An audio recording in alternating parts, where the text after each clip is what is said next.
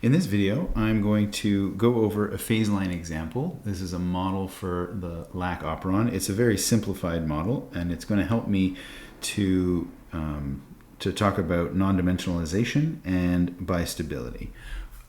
So it's a single variable model, and it's intended to model what's called this Lac operon, which is a gene system in E. coli. And so what you see here on the side is an E. coli bacterium with a little network indicated here. And let me just explain what that is. So when E. coli has no other sugar sources available, but there is lactose available, it will kick up machinery that will start allowing it to take up that lactose from the environment and use it for energy. So I'm going to just tell you the very bare minimum reaction sort of network here that I can draw that will allow us to capture some basic features of the model. And I may later go through a 2D version of this that has a little bit more detail to it. Not in this video, though. Okay, so what you see here is these two little peanuts. Those are supposed to represent a protein that sits in the membrane and allows lactose, which is this triangular molecule, outside of the cell to make its way in. Now, normally, when there's not a lot of lactose in the environment, you would find this channel here at low concentration, and not very much lactose would be allowed in.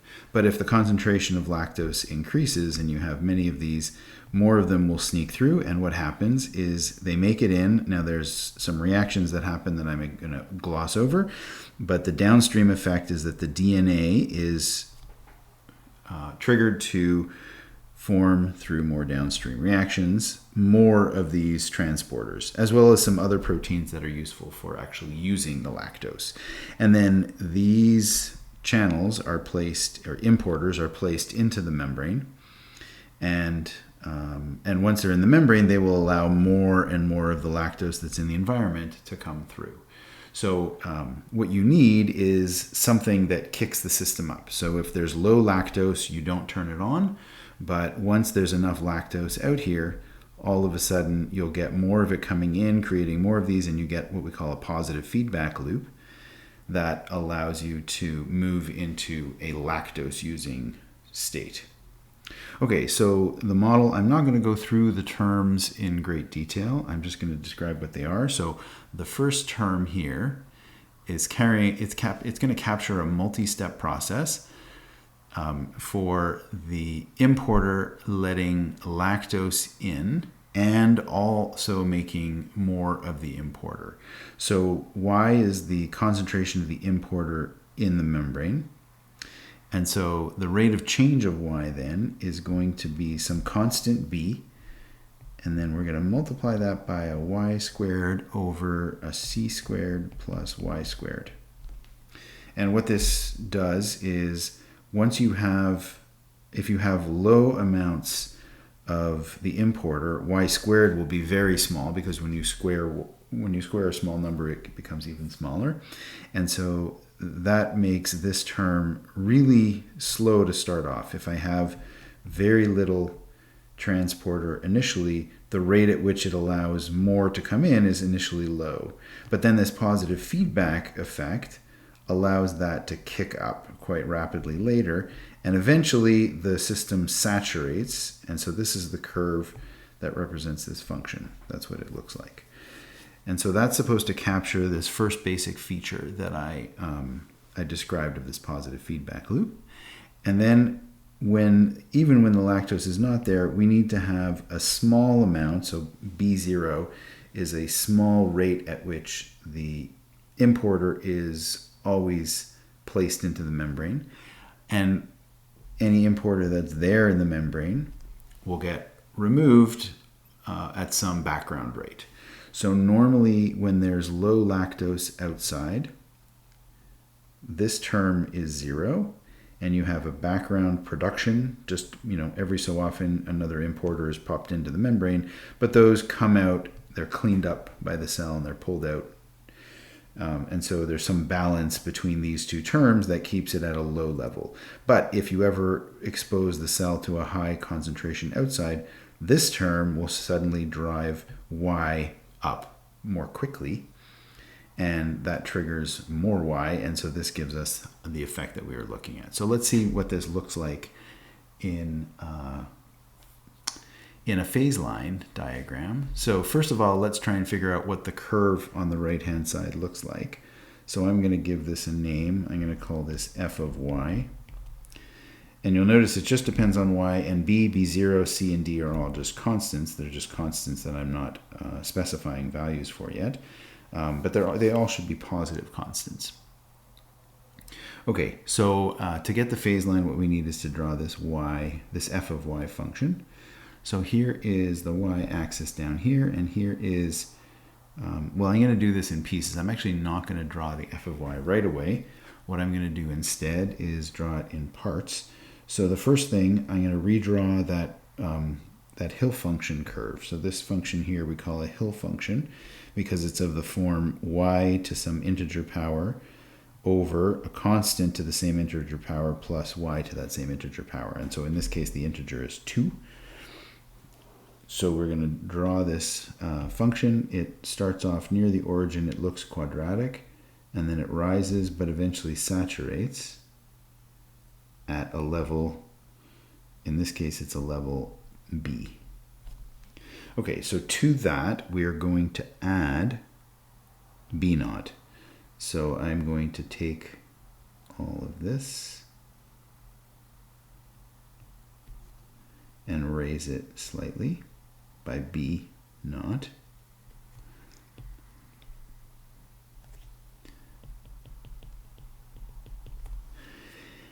And so now I'd have here, we've raised this to b naught, and this asymptote is now at b plus b naught. Okay, so now the reason I wanted to draw this as an interim drawing is I'm going to draw a different curve. So let me do these, put these into different colors. So I'm going to draw the minus dy. Well, I'm just going to do the y part, and I'm going to put that into purple. And I will draw a purple curve for that one. And so now I draw a line dy through the origin. Now I could draw a few different lines. If d is small, in other words, that the removal rate of the importer from the membrane is small, then this will be a low angle, and it'll eventually cross up high there.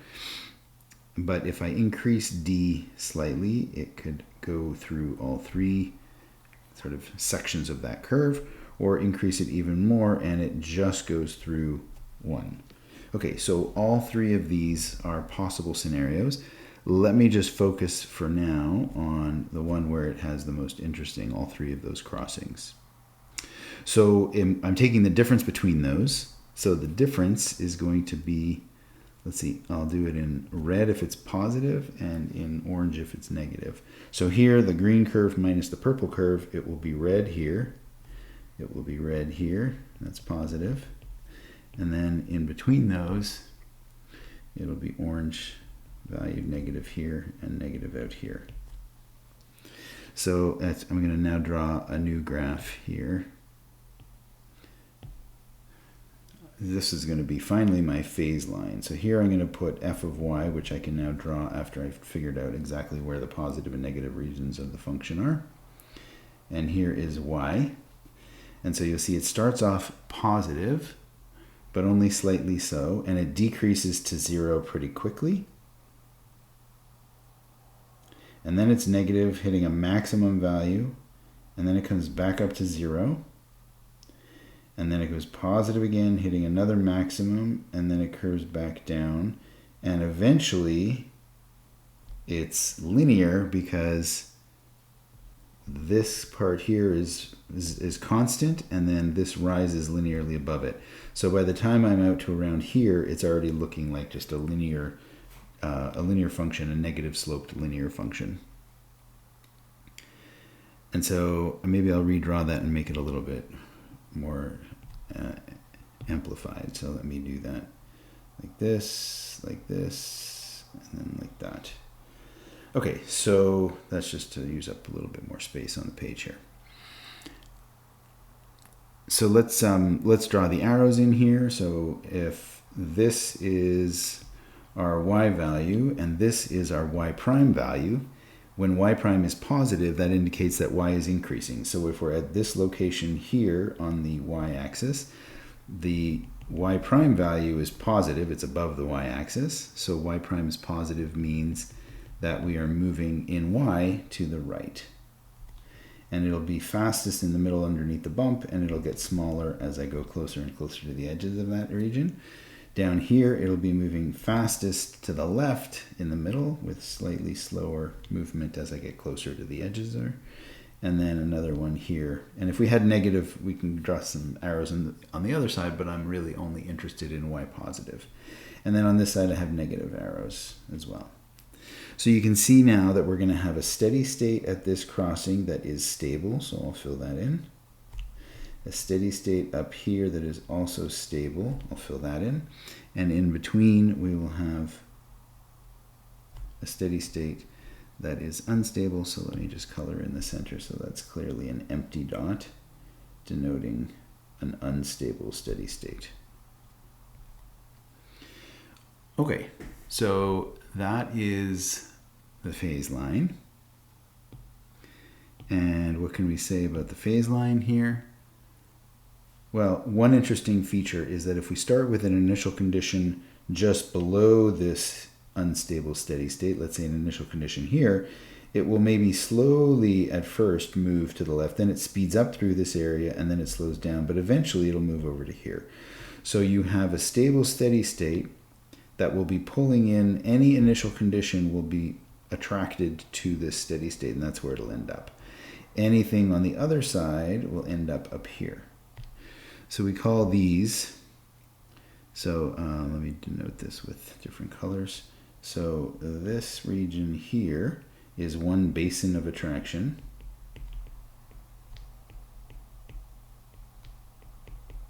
And that's the basin of attraction of the upper steady state. And then this down here is another basin of attraction, that's of the lower one.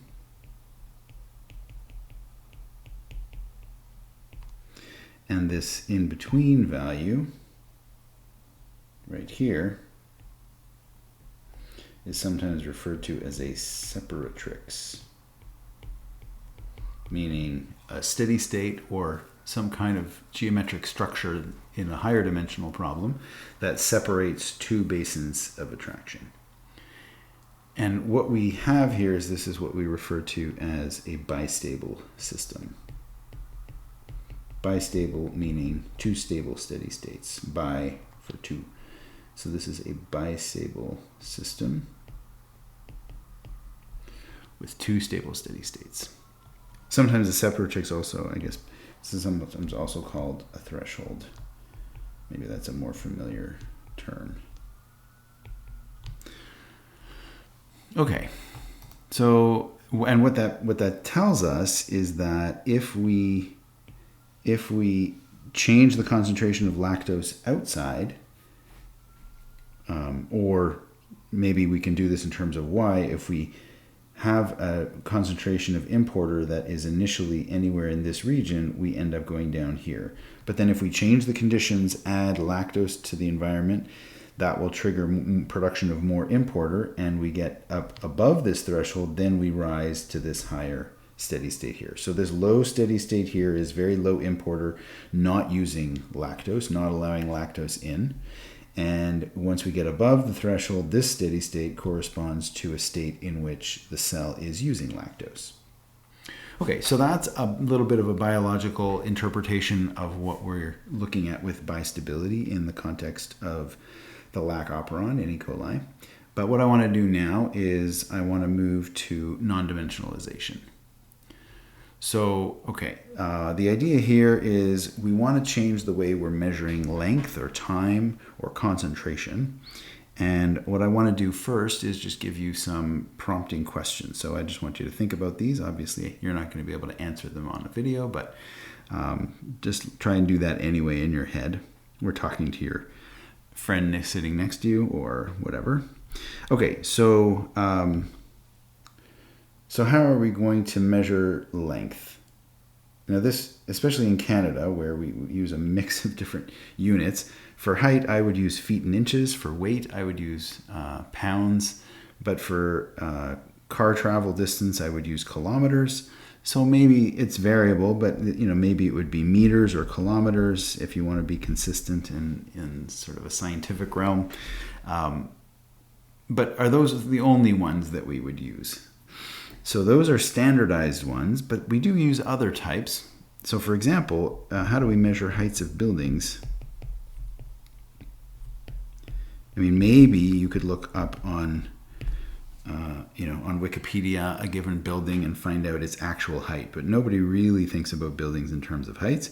We always think in terms of something that's kind of more natural measuring tool to the system, and that would be floors. So, oh yeah, that's a 7-story building, or I live in a 2-story house.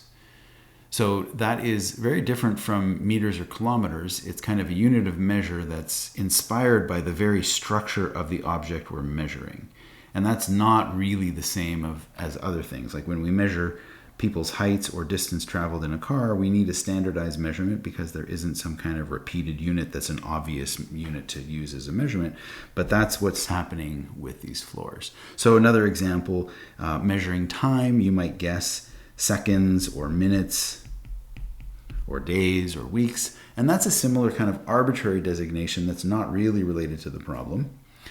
But so another way of thinking about time or passage of time is, let's say, how long is a baseball game, or how far into the baseball game are you?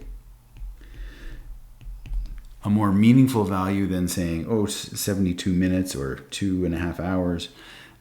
We use a count of a quantity that's inherent to the game, which is innings, or halves in some sports, or periods in other sports, or thirds.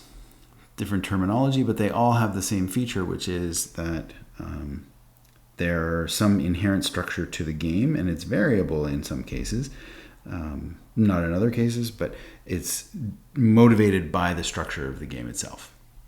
Okay, so let's look at an example here: bacterial growth. So if I have a bacterium that's has unlimited supply of nutrient, then I might use an equation like this to describe its growth with an initial condition. And we know that this will have exponential solutions, but I'm not really interested in the solution yet as much as I am understanding what scales are in this problem. So let's just think about the units of different parts of this equation. So what are the units for R? So let's say we might give R as being, let's say 0.05, and then I have to decide, what am I measuring in the units here? So we should look at the equation itself and make sure that things balance. So if P is the population size, then I have a P here and I have a P there. But what I do when I take a derivative with respect to time is I take a fraction of population size divided by time in that finite difference that I take on the limit on the way to a derivative. So I'm going to end up on this side with population size divided by time. And here I've got population size, so that means that there's only one choice for the units on R, and that is it has to have units of inverted time. So let's say 1 over minutes. And 0.05 per minute, or 1 over minute units there, that is consistent with rapid bacterial division, which is about a 20-minute time constant. Okay, so, and that's going to end up being in the exponential of our solution, and that will give us some notion of how long it takes for the population to double, or to multiply by a factor of E in this case. Okay, so I'm going to use a notation that is not widely used, but it was invented by a colleague. It's this little Saturn symbol, which is a circle with a bar through it, and we read that as R has units of 1 over minute. So I'll write that in here, has units of. Okay, so that's just extracting the units off of the R parameter. Okay, so P has units of population size, T has units of time, and R has units of 1 over time. In particular, all the times are in minutes, and the population size might be in numbers of individuals. So there's one other parameter here, there's P naught, and that is going to be in the same units as P, the population size. Okay, so this is the only reference to time we've had. This R value is the only extrinsic measure. Time is being measured here, but it's not saying anything about the population. But R is like an inherent sort of notion of, has an inherent notion of time associated with it that is related to the population growth rate. So I'm going to call this a candidate scale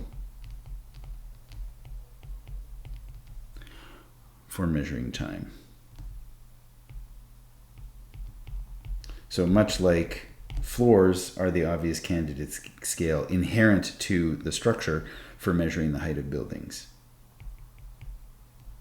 And specifically, it's not just R. R has the units hiding in there, but I have to invert it to see them. So the candidate scale for measuring time, I'm going to call that 1 over R. And now 1 over R is going to be 20 minutes. And it has the right units now for measuring time. Okay, so why is that useful? This is where we're going with it. We want to non-dimensionalize time. So we're going to define a new time variable. I'll call it tau, and it's going to be R times t. Now you'll notice if you check the dimensions on tau, or the units on tau,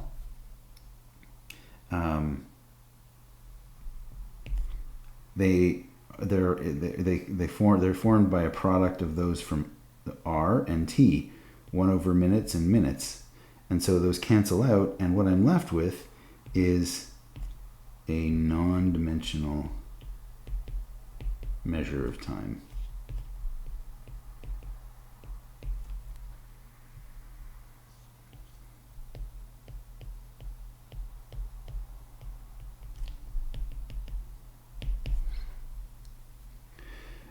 Even though it's non-dimensional, it doesn't say anything about minutes or hours or seconds.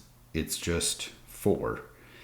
And so it's still measuring time, but it's doing it in a way that's kind of in units of how quickly the population grows. Okay, so what do we do with this? So what I'd like to do is I'd like to rewrite these equations here, the ODE and the initial condition, in a new set of coordinates, new time and new population size, so that I simplify so there's nothing dimensional about the problem. And what this does is it removes parameters that are important for interpreting things in real terminology, but they clean things up for analysis in the meantime. Okay, so for example, the derivative with respect to time is going to be, well, I can take a derivative with respect to this tau variable and then multiply that by the derivative, this is a chain rule, the derivative with respect to, of tau with respect to t, which if you look up at the definition here, that's just going to be r. And so I get r times dd tau. So the relationship between a derivative with respect to time and a derivative with respect to tau is just that I have to multiply the first by r. Sorry, I have to multiply the second by r to make it equal to the first. Okay, so a shortcut that I'm going to use, and this is really just a shortcut for switching an equation over quickly without fussing around too much, and it's a good way of thinking about it, is that ddt, if I'm substituting, let me rewrite this up here as t equal tau over r, and then I could rewrite a derivative with respect to t as a derivative with respect to tau over r. But r is a constant, and so I can pull that out, and it's a fraction in the denominator, so I can bring that up to the top, and this becomes dd tau.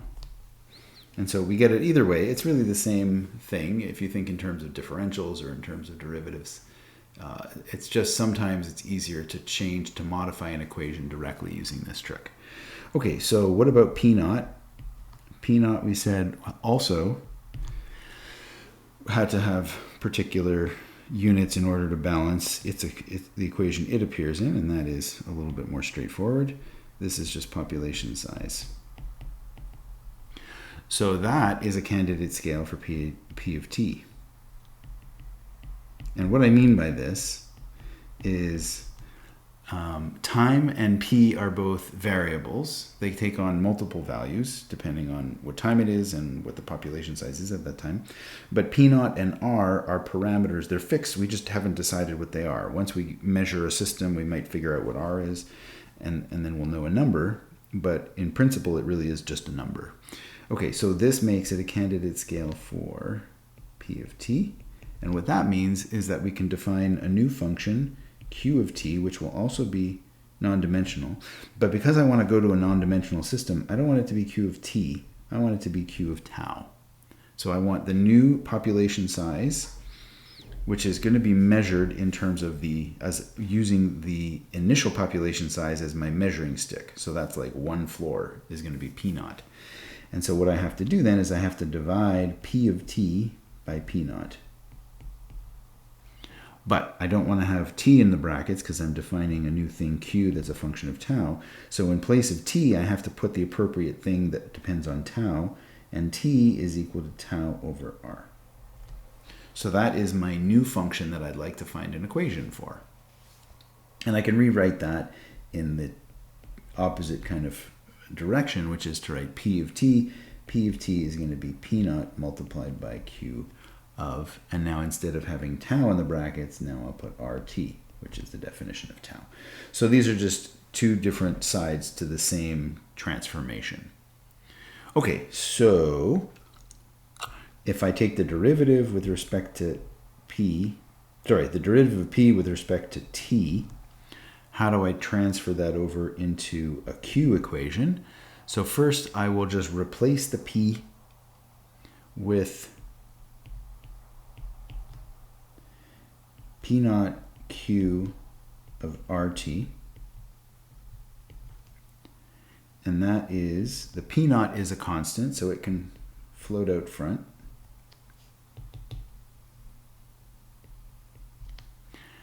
And then that gets multiplied by, now here, let's see, let me be a little bit careful. So now I'm going to take a derivative of Q with respect to its variable, tau, which is just the thing you put in the brackets. But the chain rule tells me I then have to take the derivative of what's inside. So I have to take the derivative of r times t, which is going to be r. And the reason I have the dq d tau is because that's denoting just a derivative of q with respect to its variable, nothing fancy in there, but we're putting something fancy in, so we have to do a chain rule. And that's what gives us the dq dt times r. And so I can pull that out in front, and then what I get is p naught times r times dq d tau. And in the brackets here, because I wrote p at the far side, I can put rt, q is a function of rt here. But eventually I want to get rid of rt and t, all the t's, and only have taus. And that's straightforward to do once I put this back into the ODE that I had earlier.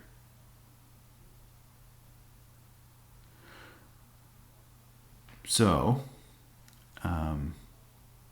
let's see, that's the left-hand side is dp dt, right? So here what I've done is I've just taken this piece here and I've written it out in terms of q. And now I'll take this piece. So what is that piece? That's r times p of t. And that's going to be equal to r p naught multiplied by q of rt. So now by the equation for p, we know that these two things are equal, so these two things must be equal, and now we have an equation for q. So the equation for q is going to be p naught r dq d tau of rt, which is just tau, and that is going to be equal to r p naught q of RT, but RT is just tau. And so the P and the R, the P naught and the R cancel, and I'm left with dq d tau is equal to q. So this is, it looks very similar to the original equation that we had here, except the R is gone. And that's because we've rescaled time to get rid of the R. That's exactly what that rescaling accomplished. And the other equation that we have is q of 0 is, well, if you go back through it, q of 0 here is going to just be P of 0 divided by P naught.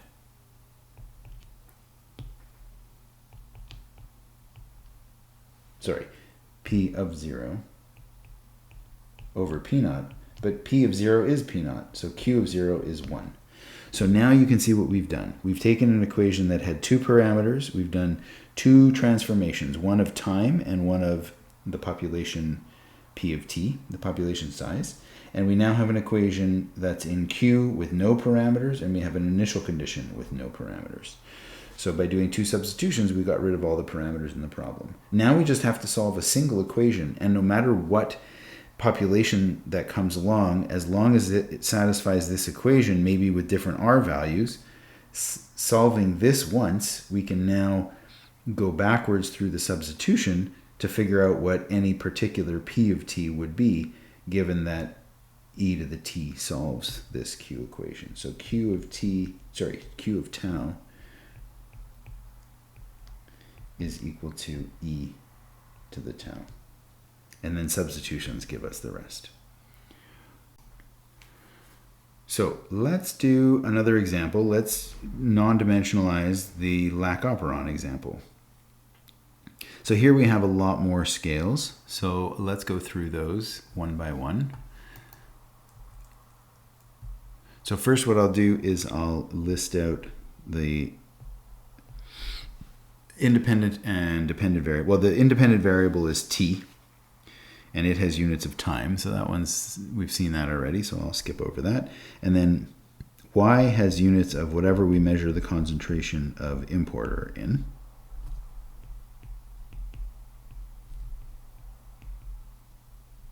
I'll call that CI just so I have something to write for the others without writing all that out. So now we have some parameters. We have B, we have B naught, we have C, and we have D. So B, if you look here, well, why don't you take a minute and try and figure out what you think the units on B have to be, and I will wait for you to stop and then restart once you've thought it through. Okay, so hopefully you stopped and thought through that.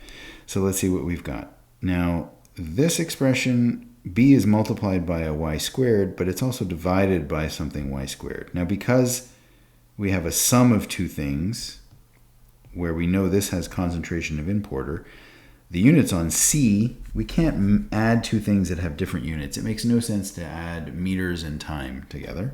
And so C, let's fill this in, C has to have units of concentration of importer. Okay, so what about B? Well, if the denominator and part of the numerator already balance each other, those have the same units, this has to carry all the units for this term. There's no units coming from a y squared or a ci over ci. And so B has to match the units on this side. So B has to have units of concentration of importer divided by whatever our unit of time is, whatever our measure of time is. So maybe that'll be seconds or minutes, depending on how those terms are defined. Okay, and B naught is a little bit more straightforward. It doesn't have this y squared over y squared type of structure, so we didn't have to think through that. It's just sitting there. That's all there is, so it has to match the units on this side. So it has the same units as B. And then finally D, this is similar to the P equation that we just saw.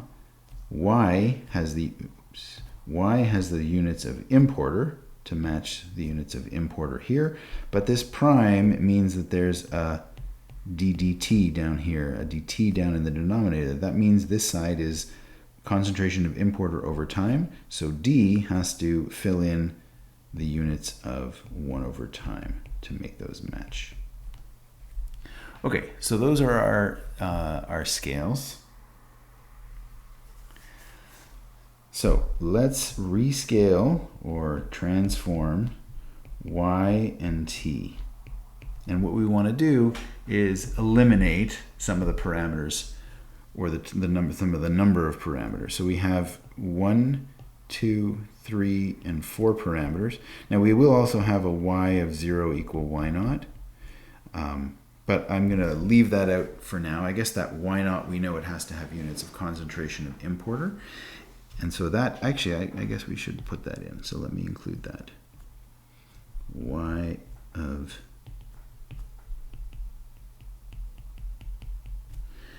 0 equal y naught. Okay, so rescaling. Let's see, what are the y candidate scales? Now sometimes this can get quite complicated.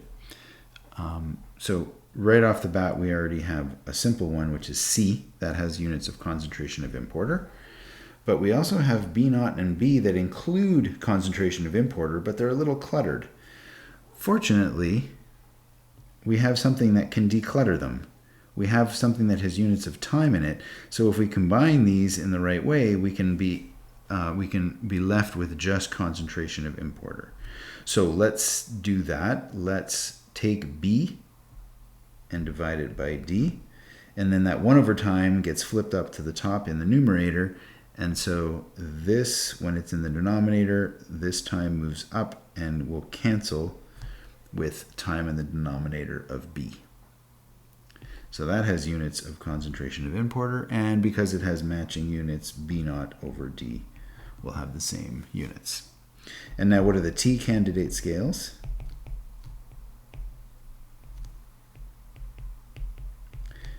Time. So there, as I just mentioned, this D has very clean units, 1 over time. So I can put down 1 over D as something that has units of time. Similarly, I can use C and B together to pull out the time. And that would be a C over B. And also a C over B naught will do it. So how do we choose which one of these three? Now, it really does depend on what's going on in the analysis that you're going to do. And so in some sense, it's perfectly fine to choose any of these three for either Y or T. But just to be simple, I'm going to take the clean ones. So that's C and 1 over D. What I mean by clean is that they only involve a single parameter. I didn't have to do a lot of cooking to get the right scale that I wanted. But it's worth thinking about what these other ones mean, because they often have some kind of biological meaning to them. And I won't go through that now, but we'll probably talk about that in other examples where the meaning jumps out as you do the analysis. Okay, so I'm going to redefine time as tau being d times t, similar to what I had it as before in the previous one where it was r times t. And I'm going to define a new variable z of tau to be y of, and now instead of time in there, I have to put tau over d. And now I have to normalize y so that I get rid of the units on it. And I do that by dividing through by its scale of choice, which I decided on C for that one, for this one. And you could go through this with using a different one. And what you'll see is you get a similar equation, but a different one of the parameters will have disappeared as a result. So I'm going to just look forward here for a second and say, because I'm rescaling time by d, I suspect I'm going to end up with an equation that has nothing in front of y's replacement later on. And because I'm scaling by c, I expect this c squared in the non-dimensional version of the equations to become 1. All right, so let's go through it. And I'm going through this really carefully step by step, but at some point you can sort of skip over pieces of this and move more directly to the results without as many steps. So I'm going to replace y here with c times z divided by, this is what I meant by using this sort of differential notation. It's a little bit easier to work through all at once. So that's on one side, that's my dy dt. And on the other side, I have b times, and now I have to take y squared, divided by c squared plus, and again, y squared, where y is c times z, plus, now b naught is just a constant, so that doesn't change, minus d times, and now I put in y, which is c times z. So that's our new equation, but we can do a lot of simplifying here. First of all, the c in here can come out in front, and the d down here will come out in front and move to the numerator because it's a reciprocal in the denominator. So I get c times d, dz d tau. And you'll notice already there's a c times d on this side and a c times d over here. When I divide through by this c times d, I will get something with no coefficient in front, which is what I was anticipating. Because I rescaled time by d, that d is going to disappear from the final equation. Okay, but let's get there slowly. So now I have, you'll see here, in this term, I'm going to have the z squared is going to stick around, but this c will be a c squared, a c squared, and a c squared. So I can factor that out, and that means that I'm going to have b z squared over 1 plus z squared, where there was a c squared over c squared that I factored out of the numerator and the denominator. So I'll just erase those and be left with the simple term. So again, you can see what I was anticipating. Because I rescaled y by c, c is going to disappear from the final equation, and it's already done that. It's turned into a 1. Okay, let's see. Where are we up to here? So we have a plus b naught minus dcz. Now I just divide through by c times d, and I get dz d tau equal b times z squared over 1 plus z squared. Oh, b over c times d plus b naught over c times d minus z. And you can see a bunch of terms here have turned out a lot simpler than they were before. And so let me now rename this group of parameters. Is the only place where any of these parameters appear, right? A b over cd and a b naught over cd. And so you can see that I've basically divided b and b naught by the same constant. So I'm going to rewrite this equation as z. And now instead of using a prime like I did for time, because I'm now in tau, I'm going to use a different symbol for derivative, which I'll use Newton's dot notation to denote time, just so that it's clear that prime and dot are different. So z dot is equal, I'm going to rename b over cd alpha, and I have a z squared plus 1 plus z squared, plus alpha naught, and I'm using a notation that echoes the b and b naught, minus z. And now this equation, oh yeah, we also have a z of 0 equal, I'll move this down so I have some space, z of 0 is equal to y of 0 over c, and y of 0 was y naught divided by c. So that initial condition didn't clean up at all, but that's because we put our simplifying power into making this c disappear and just become a 1. Had we rescaled z by y naught instead, if I divided here by y naught, then this would have become a 1, and this one would have become a c over y naught. And that's, you can see the sort of symmetry of that. This one became a 1, and I got y over c naught, but I could do it the other way and make this a 1, and this would become a y naught over, or c over y naught. All right, so this is the non-dimensional equation for the Lac operon.